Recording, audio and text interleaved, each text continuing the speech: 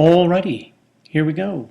Screencasting for you all here in theater appreciation class. Let's try chapter 2. This is the PowerPoint that you all have access to. Chapter 2 deals with the audience and the idea of dramatic criticism. We're going to kind of run through this and see if it all makes sense for you. As we saw in chapter 1, the audience is one of these legs of the magic stool, right? The three-legged stool. What is performed, who performs it, and the audience that experiences it, right? So let's look more specifically at the audience, shall we? The beginning of this chapter looks at three specific key concepts. We have perception, interpretation, and intention. Let's look at those three concepts a little more specifically. All right, so perception. This term refers to the audience's experience of the performance.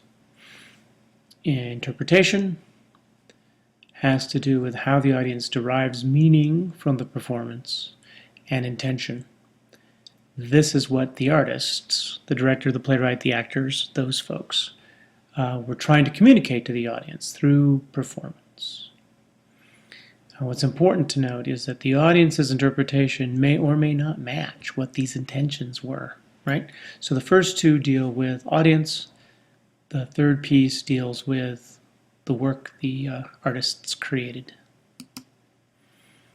So, as an audience member, we all go and we watch a performance, right? There is definitely a difference of experience between live theatrical performance versus film or television. We could call this mediated entertainment, if you will. Anything that's sort of pre-recorded. There's lots of ways that these experiences differ. And we'll do a quick run through of this slide presentation that breaks those differences down. First of all, occasion.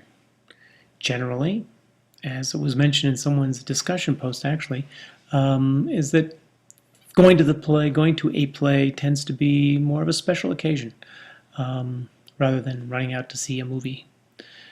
Ticketing for live theater experiences tend to have reservations that you need to purchase tickets in advance, whereas when you go to a film, usually you can get tickets at the door.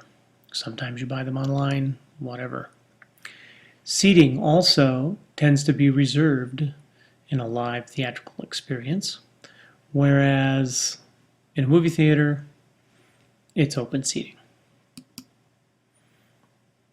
When you go to a live play, one of the things that 99.9% of the time, you are handed a program. And in this document are all the credits. A list of cast members and the roles they play, the different production company members and the functions that they had during the course of the work of the performance, sponsors, director's notes, other kinds of commentary on the work. This kind of information is in your hands for you to peruse prior to the performance. At intermission, you can take it home with you at the end of the evening. In film, those credits run, sometimes pieces of them at the beginning of the film, generally the majority of them at the end of the film, but it's just a scrolling list of text. Now, if you're at home with Netflix or something, you can pause the film and you can read them more specifically. Setting and scenery. In a theatrical experience, the sets, the scenery, the environment of the play can be virtually anything. It does not have to be realistic.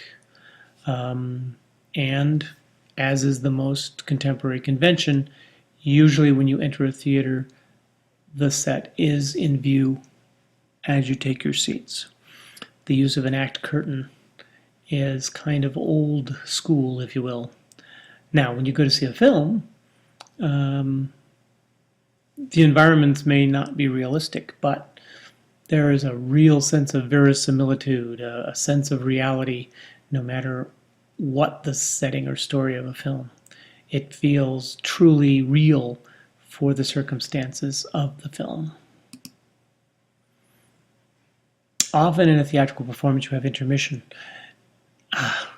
It's been since I was a child that I actually went to a movie that had an intermission. Now, what you don't have in live performances, you don't have previews, you don't have all those commercials and coming attractions kinds of announcements. So that's important to remember, that differentiation. A start time on a theatrical performance is the start time. It doesn't mean you've got 10 or 15 minutes of previews prior to the beginning of the play. Now, focus, the idea of focus.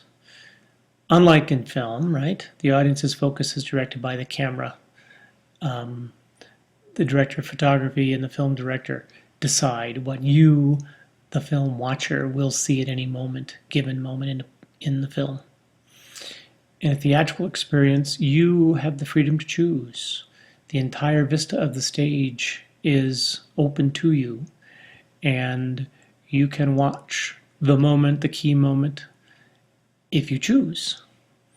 And it's up to the stage director and the actors and the designers to help you stay focused on those key moments in a theatrical experience.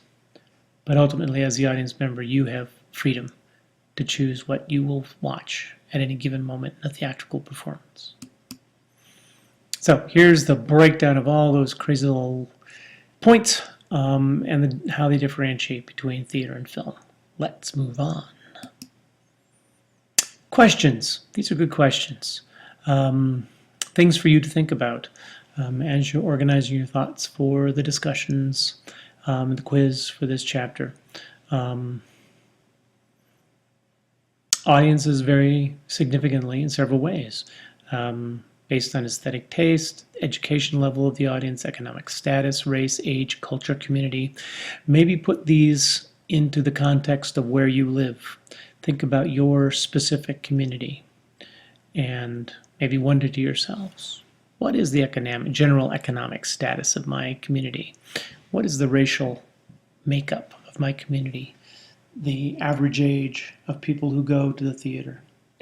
All of these are considerations that a theater company must keep in mind as they develop a season, as they select plays to be presented, as they shape the aesthetics, the goals, the focus of their theater company.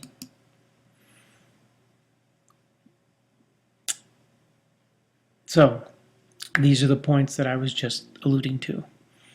When a theater company is choosing a production, they keep their audience in mind when they decide what will be performed, the style in which the production is performed, how that play is marketed, and the duration of the run. How many performances are given? You know, is it a one weekend thing, one night only, open-ended run until, you know, they can't get anybody to come to see the show anymore, then they close? Something in between? It's a challenge. Many theater companies, especially if you're in the metro area, you'll see that companies like Curious or the Aurora Fox Theater will run a season of plays, and each play will run, say, 5 to 6 weeks. And at the end of 5 or 6 weeks, they give themselves some time to turn around and prepare for the next show, and then they'll run another 5 or 6 weeks. This is pretty standard model for a professional theater company. Academic programs tend to only run a few weekends because of the other constraints on students. They can't just have open-ended runs. But look around. Look in the newspaper, look online, see how different theater companies market themselves, how they want the audience to perceive them as an entertainment source. Some questions for you to consider. We're not going to spend time on this slide, but please keep them in mind. All right. Ongoing questions for theaters, and this is, the companies that, the producers, the directors, the marketing directors, all those folks. First question they need to keep in mind is, how many audiences do we wish to attract and serve? Does a theater company want to narrow its focus and try to serve one specific demographic? Or do they want to try to be all things to all people? Another question, how can we meet the differing interests of these multiple audiences? If you live in a community that is multilingual, are you going to try to produce plays that address the multilingual aspects of your community? Are you going to do Spanish language plays, for example, or English language? Are you going to do plays in other languages? Or are you going to settle on the common language of your community, whatever that may be? Are you going to focus on the musical theater, on comedy, on cutting-edge social drama? All of these are choices that a theater company must make, keeping their audience in mind, because a theater company really cannot exist without their audience. Sensitivity to varying audience tastes and interests is essential to achieving a diversified theater. So, the audience is a critic. You, each and every one of you, are critics. And there is outlined in our text a 3-step process for evaluating a theatrical experience. First step, you have to experience the performance. Second step, you need to do an analysis of that performance.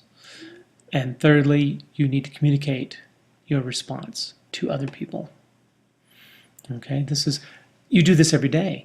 When you think about a restaurant that you've gone to, right? You experience a meal. You think about what you've had, and then you tell your friends, good or bad, whether you recommend the place or the meal was fabulous. We are critics almost every moment and every day of our lives. However, to be a critic doesn't mean that we are negative. Daniel Webster defines criticism as the act of making judgments. And there are 3 basic concerns, that's a good word, concerns, that anyone who is going to formally act as a critic needs to keep in mind. First, they need to have understanding. What were the artists trying to do?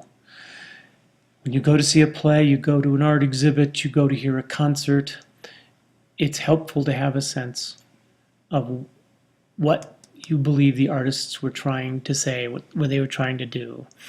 Then you can ask yourself, how well did they do it? How effective were they at achieving the goal that they were trying to present? And finally, you as a formal critic need to apply some kind of worth. How valuable was this experience? Is it worth sharing with others? Would you recommend it? So, this last slide asks you to practice, if you will, on a critique. Okay?